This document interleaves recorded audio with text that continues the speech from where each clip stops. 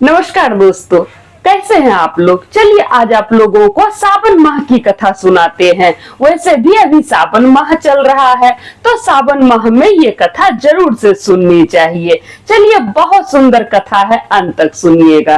अभी जैसा कि सावन महीना चल रहा है, अब देखिए सावन के महीने में हर कोई लगा हुआ है महादेव जी को खुश करने के लिए। हर कोई महादेव जी का आशीर्वाद पाना चाहता है। हर कोई लाखों लाख कांवड़िया निकल पड़ा है महादेव जी को जल चढ़ाने के लिए।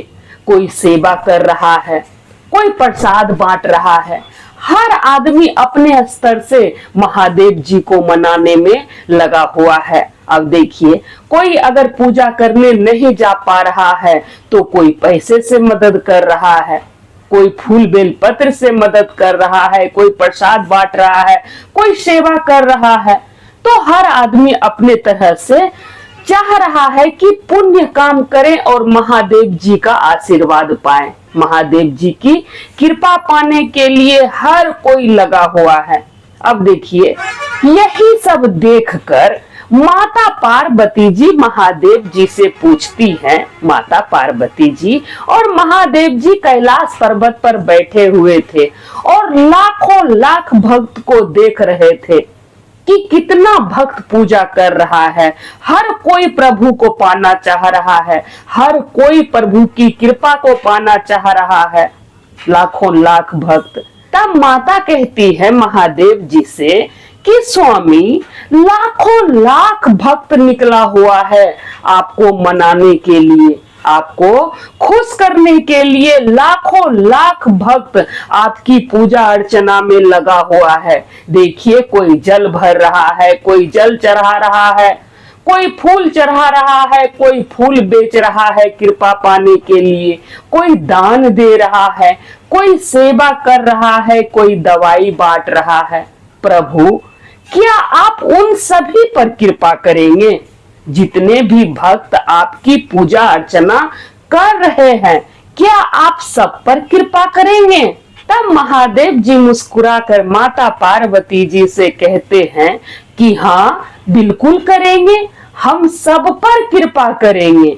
लेकिन जो सच्चे हृदय से, जो सच्चे भाव से मेरी पूजा करेगा, उस पर हम कृपा जरूर से करेंगे। अगर सब कोई सच्चे हृदय से, सच्ची भावना से मेरी पूजा करेगा, मेरी अर्चना करेगा, तो हम जरूर से कृपा करेंगे। क्यों नहीं करेंगे? तब माता कहती है कि प्रभु, लाखों लाख भक्त है, देख रहे हैं आपको मनाने के लिए हर कोई लगा हुआ है।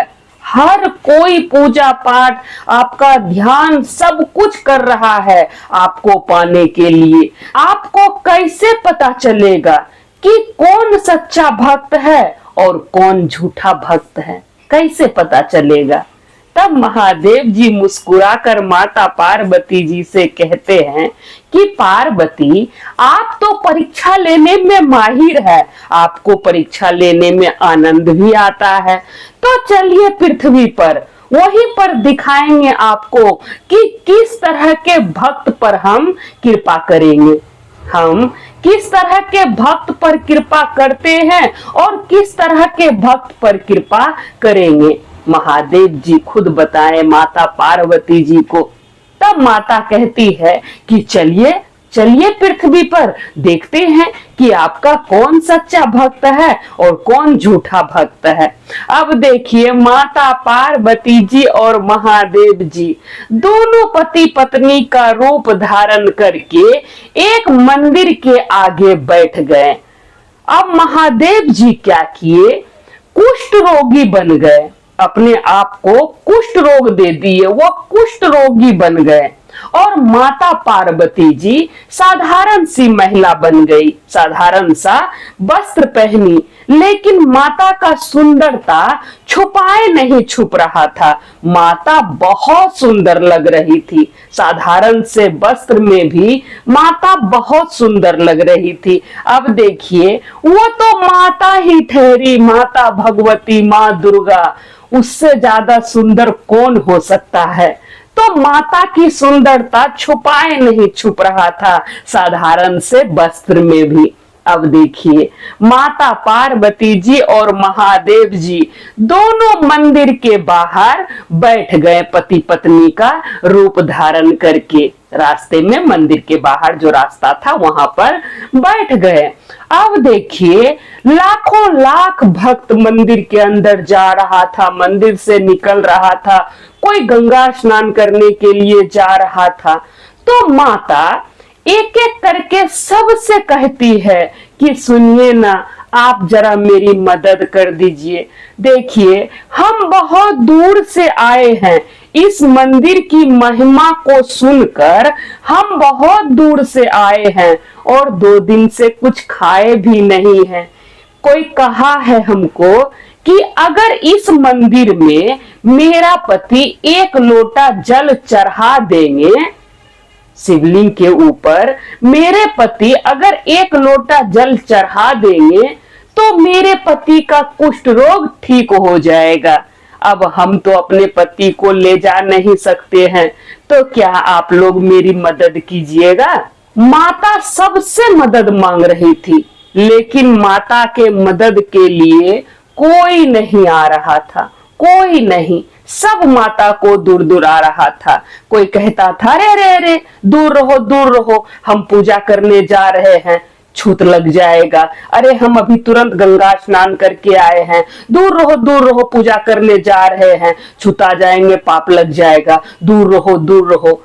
तो हर कोई माता को धुतकार रहा था कि नहीं नहीं, हम मदद नहीं कर सकेंगे। उसी में से कुछ लोग ऐसा भी था जो माता से कह रहा था कि तुम इतनी सुंदर महिला हो, तुम मेरे साथ चलो, मेरे घर चलो, हम तुमको रानी बनाकर रखेंगे। कहाँ तुम इस कुष्ठ रोगी के पास रहती हो, इस कुष्ठ रोगी को छोड़ो और मेरे साथ चलो, हम तुमको रानी बनाकर रखेंगे। अब देखिए, ऐसा भाव माता के प्रति वो आदमी दर्शाता था, ऐसा भाव रख कर बोलता था कि मेरे साथ चलो, हम तुमको रानी बना के रखेंगे, इस कुष्ठ रोगी को छोड़ दो। वो आदमी तो पूजा करने गया था और कैसे माता से वो बात कर रहा था। इस तरह से किसी भी स्त्री से बात नहीं करना चाहिए जैसा कि वो कर रहा था। माता को उस पर बहुत गुस्सा आता, माता बहुत गुस्सा करती, अंदर ही अंदर बहुत गुस्सा कर रही थी। माता कुछ नहीं बोलती। अब देखिए, उस तरह का आदमी भी आता और चला जाता। कोई माता से इस तरह कहता, कोई कहता रे रे रे, दूर रहो, इधर मत आना, इधर मत सटना, बगल हो, यहाँ क्यों बैठी हो, यहाँ से हटो। सब आदमी अपने तरह से माता को दूर दूर आ रहा था, कोई मदद करने के लिए आगे नहीं आ रहा था माता की। धीरे धीरे सुबह से शाम हो गया। माता और प्रभु सुबह से ही मंदिर के बाहर बैठ गए थे रास्ते पर, लेकिन सुबह से शाम हो गया, लेकिन कोई आदमी मदद नहीं किया। जब शाम हो गया तब देखिए, शाम को एक मजदूर मजदूरी करके लौट रहा था और वो मंदिर जा रहा था। सोचा कि प्रभु का दर्शन कर ले, तो वो मंदिर जा रहा था। जब वो मंदिर जा रहा था तब माता उससे कहती है कि सुनिए ना, आप मेरी मदद कीजिएगा, हम बहुत दूर से आए हैं, 2 दिन से कुछ खाए पिए नहीं है, मेरे पति को कुष्ठ रोग हो गया है। कोई आदमी हमको बोला कि अगर इस मंदिर में मेरे पति 1 लोटा जल चढ़ा देंगे शिवलिंग के ऊपर तो मेरे पति का कुष्ठ रोग ठीक हो जाएगा। और देखिए, 2 दिन से कुछ खाए पिए भी नहीं है, बहुत भूख भी लगा है। तब मजदूर कहता है कि माता, आप चिंता मत कीजिए, आपके पति को हम ले जाएंगे मंदिर के अंदर और उनके हाथ से जल चढ़वाएंगे। अगर जल चढ़ाने से आपके पति ठीक हो जाएंगे, उनका कुष्ठ रोग ठीक हो जाएगा, तो हम आपके पति को मंदिर के अंदर ले जाके जल चढ़वाएंगे। आप चिंता मत कीजिए। आप लोगों को भूख लगा है ना, मेरे पास 4 रोटी है, मेरे पास 4 रोटी है, 2-2 रोटी दोनों आदमी खा लीजिएगा। आज हम सुबह सुबह ही काम पर निकल गए थे, मेरी पत्नी हमको 4 रोटी बना कर दी थी खाने के लिए, लेकिन काम के भागा दौड़ी में हम खा नहीं सके, हम खा नहीं सके 4 रोटी। 4 रोटी मेरे पास रखा हुआ है। फिर हम सोचे कि अब तो शाम हो ही गया है, तो पहले प्रभु का दर्शन कर लेंगे, उसके बाद हम 4 रोटी खाएंगे। इसलिए माता आप चिंता मत कीजिए, मेरे पास 4 रोटी है, 2-2 रोटी करके आप लोग खा लीजिएगा। वैसे भी अब शाम हो गया है, तो हम घर जाएंगे तो घर में खा लेंगे। ऐसा मजदूर माता को बोला। माता पूरा खुश हो गई, प्रभु भी खुश हो गए, दोनों एक दूसरे को देखकर मुस्कुराए और दोनों बहुत खुश हुए। तब मजदूर क्या किया, 1 लोटा जल लिया और अपने पीठ पर प्रभु को बैठाया, अपने पीठ पर प्रभु को बैठा लिया और गया मंदिर जल चढ़वाने के लिए। जब मंदिर पहुंचा तो प्रभु के हाथ से प्रभु को जल ढरवाया वो मजदूर। पीठ पर तो महादेव जी ही थे, महादेव जी के हाथ से ही शिवलिंग पर जल ढरवाया वो मजदूर। अब जैसे महादेव जी शिवलिंग पर जल ढारे, महादेव जी का कुष्ठ रोग ठीक हो गया। प्रभु जो रूप बदल के कुष्ठ रोगी बने थे ना, आम आदमी बन के कुष्ठ रोगी बन गए थे, तो प्रभु का कुष्ठ रोग ठीक हो गया। माता और प्रभु दोनों एक दूसरे को देखकर मुस्कुराए। मजदूर भी बहुत खुश हुआ प्रभु को देखकर कि कुष्ठ रोग ठीक हो गया। मजदूर बहुत खुश हुआ। तब मजदूर माता से कहता है कि मैया अब खुश है ना, आपका पति अब ठीक हो गया है। देखिए इस मंदिर की महिमा, मेरे भोले बाबा ऐसे ही हैं, वो बहुत दयालु हैं, सब पर दया करते हैं, सब पर अपनी कृपा बरसाते हैं। देखिए आपका पति ठीक हो गया। अब देखिए माता और प्रभु दोनों एक दूसरे को देखकर मुस्कुराए, फिर दोनों अपने रूप में प्रकट हुए। जब दोनों अपने रूप में प्रकट हुए तब मजदूर देखता है कि उसके सामने साक्षात माता पार्वती जी और महादेव जी थे। तब प्रभु कहते हैं कि बोलो बच्चा तुमको क्या चाहिए, हम तुम्हारी भक्ति से खुश हैं, तुमको क्या चाहिए। तब मजदूर कहता है कि प्रभु हमको और क्या चाहिए, आपका दर्शन हो गया प्रभु, अब हमको कुछ नहीं चाहिए, मेरा जीवन सफल हो गया प्रभु, आप मेरे जैसे आदमी को दर्शन दिए प्रभु, हम तो धन्य हो गए प्रभु, हम तो धन्य हो गए।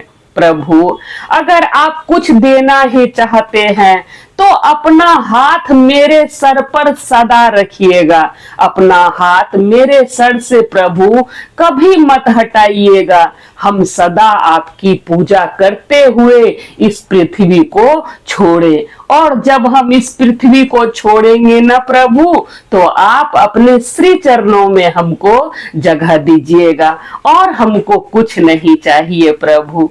महादेव जी तथास्तु कहकर वहां से अंतर ध्यान हो गए, माता पार्वती जी के साथ वहां से अंतर ध्यान हो गए। तो देखें प्रभु किस तरह के भक्त से प्रसन्न होते हैं और किस तरह के भक्त को प्रभु अपना आशीर्वाद देते हैं। तो आशा करते हैं ये कथा आप लोगों को अच्छा लगा होगा। हम भी महादेव जी से कहते हैं कि हे प्रभु, हम लोग तो मूर्ख हैं, अज्ञानी हैं प्रभु, हम लोगों को उतना ज्ञान नहीं है, इसलिए हे महादेव अपनी कृपा दृष्टि हम सभी भक्तों पर भी बनाए रखिएगा प्रभु, दया कीजिएगा प्रभु, दया कीजिएगा।